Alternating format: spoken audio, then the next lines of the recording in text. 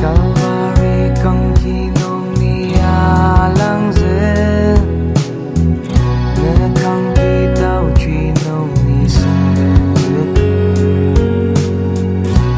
menen ajak shidoktsür,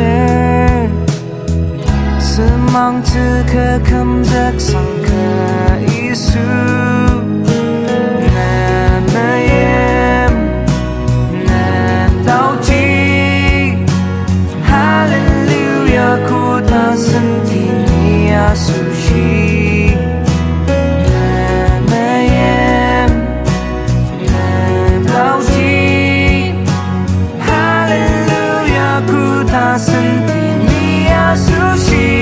Oh, Yisu, ni ne dak jenoker, mulung nai süngzüktsür.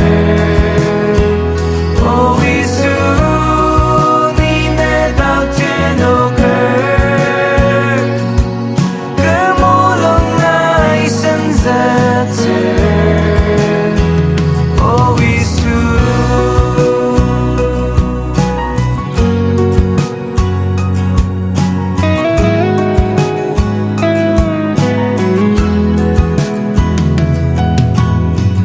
Kalvari Kangki nung alangzük, Kangki taochi nung süngzüker, menen ajak shidoktsür, süngmangtsü kümzüksang Yisu, meim, taochi, Halleluya, koda, senti, asoshi, meim, taochi, Halleluya, koda, senti, asoshi. Oh, Yisu, ni ne dak jenoker,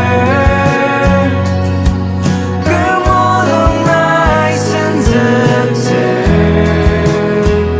Oh, Yisu, ni ne dak jenoker, mulung nai süngzüktür. Oh, Yisu.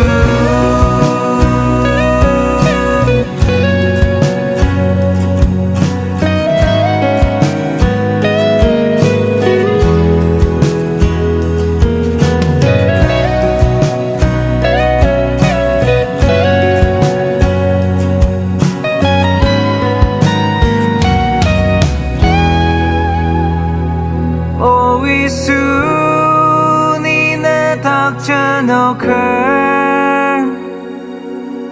mulung nai süngzüktür.